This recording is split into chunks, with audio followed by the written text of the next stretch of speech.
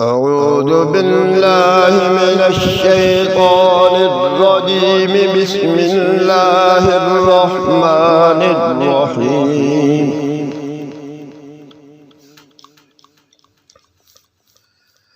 حميم. تنزيل الكتاب من الله العزيز الحكيم. ما خلقنا السماوات والأرض وما بينهما إلا بالحق وأجل مسمى، والذين كفروا عما أنذروا معرضون. قل أرأيتم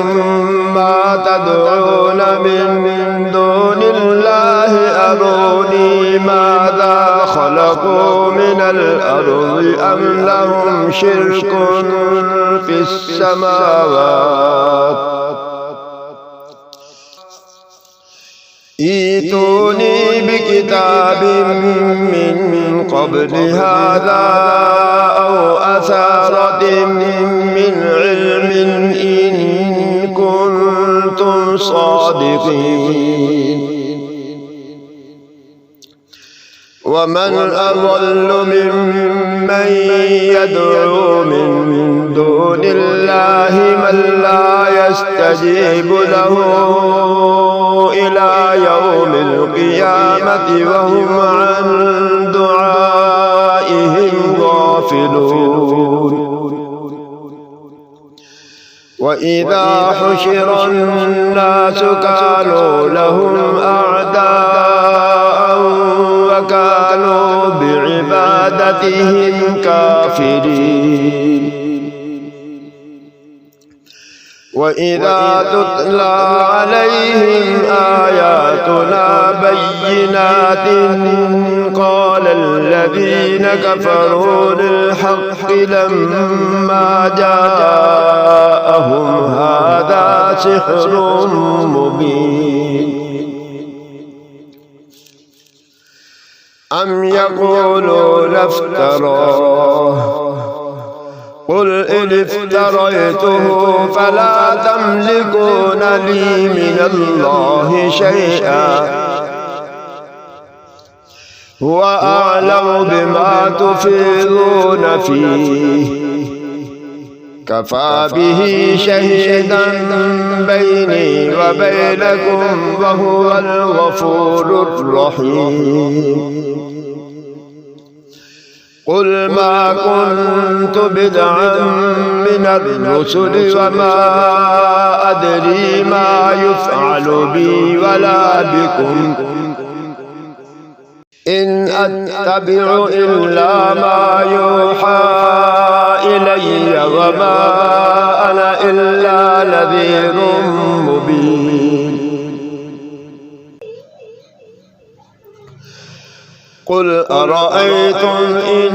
كان من عند الله وكفرتم به وشهد شاهد من بني إسرائيل على مثله فآمن واستكبرتم إن الله لا يهدي القوم الظالمين. وقال الذين كفروا للذين آمنوا لو كان خيرا ما سبقونا إليه وإذ لم يهتدوا به فسيقولون هذا إفك قديم. ومن قبله كتاب موسى إماما ورحمة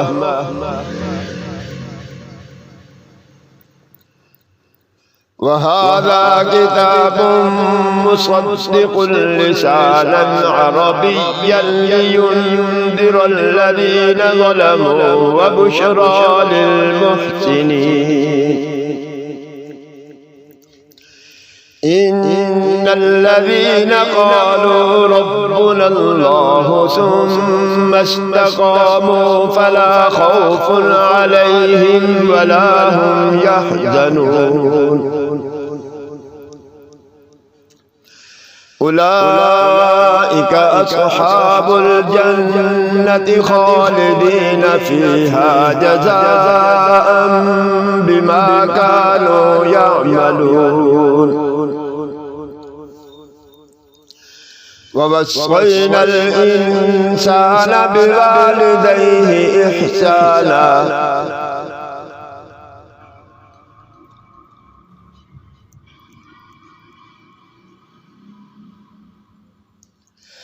حملته أمه كرها ووضعته كرها وحمله وفصاله 30 شهرا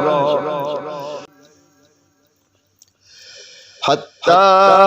إذا بلغ أشده وبلغ 40 سنة قال رب أوزعني أن أشكر نعمتك التي أنعمت علي وعلى والدي وأن أعمل صالحا ترضاه وأصلح لي في ذريتي إني تبت إليك وإني من المسلمين أولئك الذين نتقبل عنهم أحسن ما عملوا ونتجاوز عن سيئاتهم في أصحاب الجنة وعد الصدق الذي كانوا يوعدون والذي قال لوالديه أف لكما أتعدانني أن أخرج وقد خلت القرون من قبلي وهما يستغيثان الله ويلك آمن إن وعد الله حق فيقول ما هذا إلا أساطير الأولين أولئك الذين حق عليهم القول في قد خلت من قبلهم من الجن والإنس إنهم كانوا خاسرين ولكل درجات مما عملوا وليوفيهم أعمالهم وهم لا يظلمون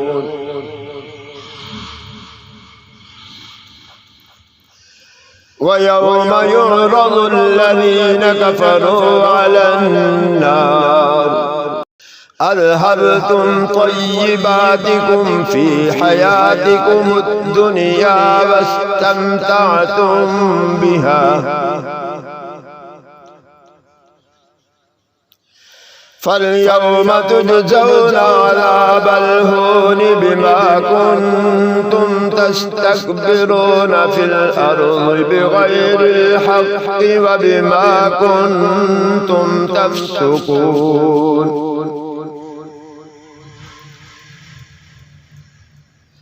واذكر أخا عاد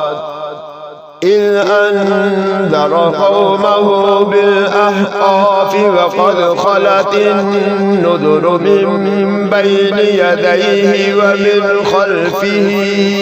ألا تعبدوا إلا الله إني أخاف عليكم عذاب يوم عظيم قالوا أجئتنا لتأفكنا عن آلهتنا فأتنا بما تعدنا إن كنت لمن الصادقين قال إنما العلم عند الله وأبلغكم ما أرسلت به ولكني أراكم قوما تجهلون فلما رأوه عارضا مستقبل أوديتهم قالوا هذا عارض ممطرنا بل هو ما استعجلتم به ريح فيها عذاب أليم تدمر كل شيء بأمر ربها فأصبحوا لا يرى إلا مساكنهم كذلك نجزي القوم المجرمين ولقد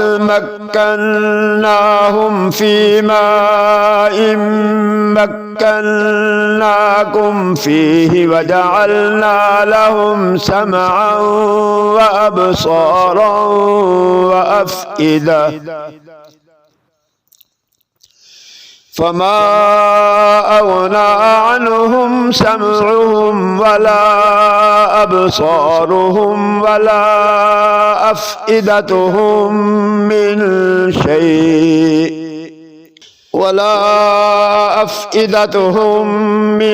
شيء إذ كانوا يجحدون بآيات الله وحاق بهم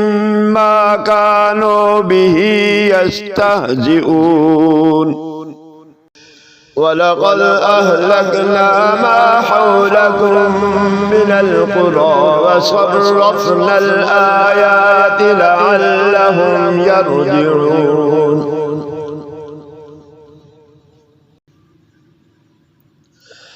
فلولا نصرهم الذين اتخذوا من دون الله قربانا آلهة بل ضلوا عنهم وذلك إفكهم وما كانوا يفترون وإذ صرفنا إليك نفرا من الجن يستمعون القرآن فلما حضروه قالوا أنصتوا فلما قضي ولوا إلى قومهم منذرين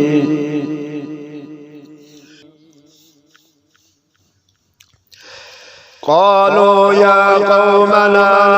إنا سمعنا كتابا أنزل من بعد موسى مصدقا لما بين يديه يهدي إلى الحق وإلى طريق مستقيم يا قومنا أجيبوا داعي الله وآمنوا به يغفر لكم من ذنوبكم ويجركم من عذاب أليم ومن لا يجب داعي الله فليس بمعجز